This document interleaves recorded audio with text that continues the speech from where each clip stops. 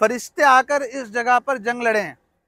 यहाँ सफ जो लगती है, सहाबा की सफ इस तरफ थी पूरा, और कुफ्फार की सफ उस तरफ थी, यानी वो आमने सामने थे। सहाबा इस तरफ थे और कुफ्फार उस तरफ थे।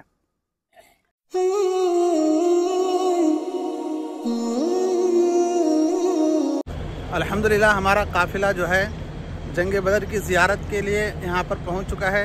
और देखें ये शुहदाए बदर के पूरे नाम हैं इस बोर्ड में अल्हम्दुलिल्लाह।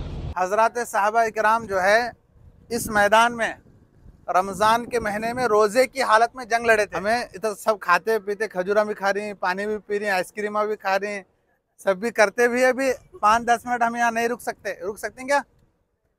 लेकिन हज़रात सहाबा इकराम रमज़ान के महीने में जंग हुई। कौन से महीने में? 17 रमज़ान था गालिबन। तो रमज़ान के महीने में सहाबा इकराम रज़ी अल्लाह अन्हुम अजमाइन जो है इस मैदान में जंग लड़े थे। जंग क्यों हुई थी अगर उसको खुलासे के तौर पर बताया जाए तो अभी हम कहाँ से आ रहे हैं? मक्के से आ रहे हैं। अल्लाह के नबी सल्लल्लाहु अलैहि वसल्लम पैदा कहाँ हुए थे? मक्के में पैदा हुए थे। हिजरत कहाँ करे? मदीना। शौक था क्या उनको मदीना जाने का? शौक से नहीं, बल्कि अल्लाह के नबी अलैहिस्सलातु वस्सलाम को मक्का बहुत पसंद था। मक्का छोड़ते हुए अल्लाह के नबी सल्लल्लाहु अलैहि वसल्लम रोते हुए निकले थे और मक्के से ये कहा था कि अगर ए मक्का वाले तेरे रहने वाले मुझे तुझसे नहीं निकालते तो मैं मरते दम तक तुझसे जुदा नहीं होता। अल्लाह के नबी सल्लल्लाहु अलैहि वसल्लम मक्के से ये कह रहे थे।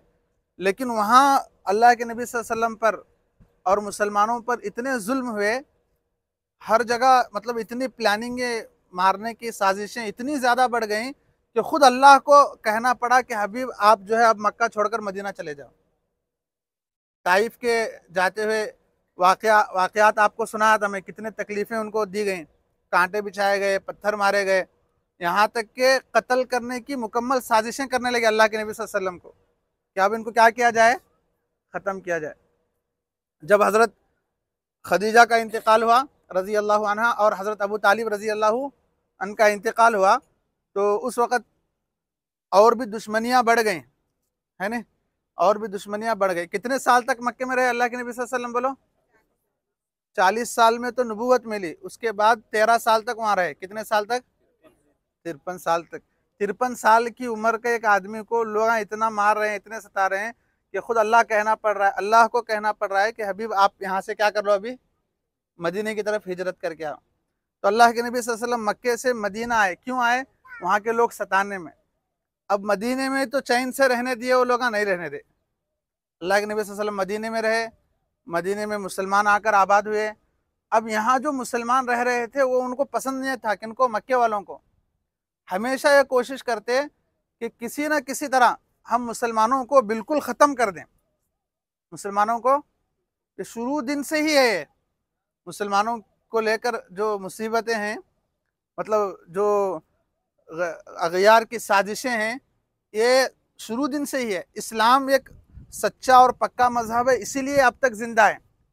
वरना तो अगर इस्लाम के अलावा कोई और दीन होता ना, अब तक इसको क्योंकि शुरू दिन से इसको ख़त्म करने की कोशिश की गई। लेकिन शायर क्या ये खूब कहता है, इस्लाम की फितरत में कुदरत ने लचक रखी है, जितना इसको दबाया जाएगा उतना ही ये उभरेगा, है ना? जितना इस्लाम के खिलाफ लोग साजिशें करते आ रहे हैं अभी तक, उतना ही ज़्यादा इस्लाम फैलता जा रहा है। कभी ख़त्म होने वाला क़यामत तक नहीं है, क्योंकि जब तक एक भी अल्लाह अल्लाह कहने वाला बाकी रहेगा, उसी वक़्त तक अल्लाह भी इस दुनिया को बाकी रखेंगे। जब अल्लाह अल्लाह कहने वाला बाकी नहीं रहेगा तो दुनिया को भी अल्लाह तबारक व तआला क्या कर देंगे? ख़त्म कर देंगे। तो मैं अर्ज़ ये कर रहा था कि अल्लाह के नबी सल्लल्लाहु अलैहि वसल्लम मक्के से मदीना हिजरत करके आए और मदीने में इत्मीनान से रहना बोले तो मक्के वाले यहाँ भी रहने के लिए दे नहीं रहे थे, बल्कि हमेशा ये कोशिश कर रहे थे, ये साजिश कर रहे थे कि किसी न किसी तरह अल्लाह के नबी और उनके साथियों को क्या कर दिया जाए? ख़त्म कर दिया जाए। तो यही वाक़या था जंग बदर का कि मक्के से एक पूरा काफ़िला, एक पूरी फ़ौज निकल कर आती है वहाँ से। तकरीबन उनकी तादाद 1000 लोग रहते हैं, जिनके पास जो है सैकड़ों की तादाद में ऊँट है, घोड़े हैं, हर किस्म के हथियार, तलवार, नेज़े, जो भी उस वक़्त के जो भी हथियार थे बड़े बड़े, सारे हथियारों के साथ वो मक्के से निकल कर कहाँ आए थे? यहाँ आए थे बदर को, मक्के से निकलकर यहाँ अभी जो जगह दिख रहे हैं आपको, यहाँ पर उतने दूर से आए थे उन्होंने, मक्के और पाप मनो मक्के से मदीना हिजरत करके वहां जाकर रहे, वहां भी मारने के लिए मक्के से निकल कर क्या आए उन्होंने, यहाँ आए। अब अल्लाह के नबी सल्लल्लाहु अलैहि वसल्लम को जब इसका इल्म हुआ कि कुफ्फारे मक्का जो है हमला करने के लिए निकले हैं, तो क्या किया जाए, तो हजरत सहाबा किराम रजी अल्लाह अन्हुम अजमईन से अल्लाह के नबी सल्लल्लाहु अलैहि वसल्लम ने मशवरा किया कि अब क्या किया जाए, उनका मुकाबले के लिए निकला जाए। तो सहाबा भी सहाबा थे, उन्होंने कहा कि अल्लाह के नबी अगर आप हुक्म दे तो समंदर में कूद जाएं तो हम समंदर में कूद जाएंगे, आप हमें बदर क्या किसी और जगह भी लेकर चले जाएं, दुनिया के किसी भी कोने में लेकर चले जाएं, आपके साथ हम आने के लिए लब्बई कह के एकदम सहाबा तैयार हो गए। और सहाबा की तादाद सिर्फ 313 थी। कितनी थी? 313 सहाबा किराम रज़ी अल्लाह अन्हुम अजमाइन की तादाद थी, और कुफ्फार का 1000 का लश्कर था, यानी 3 गुना ज्यादा थे। और सहाबा के पास कुछ भी नहीं था, न सवारी थी। देखो अब हम यहाँ से मदीना जाते हैं, बस में बैठ कर जाएंगे, आप कितना देर लगते हैं आप देखो। सहाबा जंग करने के लिए पैदल आए थे मदीने से यहाँ तक, सहाबा जंग करने के लिए पैदल आए थे यहाँ तक, पैदल आए, न नेजा है न तलवार है, किसी के हाथ में टूटी हुई तलवार है, किसी के हाथ में कुछ भी नहीं है। सामने 1000 लोगों का लश्कर है, और उस तरफ था वो लश्कर, उस तरफ डोंगर के उस तरफ नहीं, यही मैदान है जंग बदर का, असल मैदान यही है। सहाबा की जो लाइन लगी हुई थी, यानी उनका जो अब पूरा फील्ड जो लगती है ना, जो लगती है, सहाबा की सफ इस तरफ थी पूरा, और कुफ्फार की सफ उस तरफ थी, यानी वो आमने सामने थे। सहाबा इस तरफ थे और कुफ्फार उस तरफ थे। तो सहाबा के पास साजो सामान नहीं था, लेकिन फिर भी अल्लाह पर भरोसा था, और नबी सल्लल्लाहु अलैहि वसल्लम का साथ देना उनके दिल में था। तो 313 और 1000 के बीच में एक बहुत खतरनाक जंग होती है। अल्लाह जो है मदद नाजिल फरमाता है, फरिश्तों के जरिए से इस जंग में मदद हुई। ये जो आप मस्जिद देख रहे हैं, इसको मस्जिद अरीश बोलते हैं। अल्लाह के नबी सल्लल्लाहु अलैहि वसल्लम जंग शुरू होने से पहले पहली रात में, ये जो मस्जिद अभी बनाई गई है नी, इसी जगह में अल्लाह के नबी सल्लल्लाहु अलैहि वसल्लम का खीमा लगाया गया था। खीमा बोले तो टेंट, टेंट लगाते नहीं, टेंट जंगल में गए तो अगर टेंट लगाते ना, तो सहाबा यहाँ मौजूद थे। अल्लाह के नबी सल्लल्लाहु अलैहि वसल्लम का खीमा इस जगह पर लगा हुआ था। अल्लाह के नबी सल्लल्लाहु अलैहि वसल्लम रात भर इस जगह रोते रहे और अल्लाह को मनाते रहे। अगले दिन जंग होने वाली है, उससे पहले दिन अल्लाह के नबी सल्लल्लाहु अलैहि वसल्लम रात भर रोते रहे और अल्लाह तबारक व तआला को मनाते रहे और कहते रहे कि अल्लाह ये मुट्ठी भर जमात है, 313 बोले तो कुछ ज़्यादा है क्या, ये मुट्ठी भर जमात है, अगर ये जमात आज ख़त्म हो गई, और 313 की जो जमात है वो भी क्या रातों रात तैयार नहीं होने, 313 को तैयार करने के लिए कितने साल गुजरे हैं, तकरीबन 13, 14, 15 साल गुजरे हैं, क्योंकि 13 साल पहला मक्के में मेहनत हुई थी नहीं, फिर मदीना आए थे। तो 313 ऐसे ही आज आए तो कल तैयार हुए, ऐसा नहीं था। इन 313 को तैयार करने के पीछे भी इतने सालों की मेहनत थी। अब अल्लाह के नबी सल्लल्लाहु अलैहि वसल्लम को बिल्कुल ये गवारा नहीं था कि भाई एक दिन में क्या हो जाए, ख़त्म हो जाए।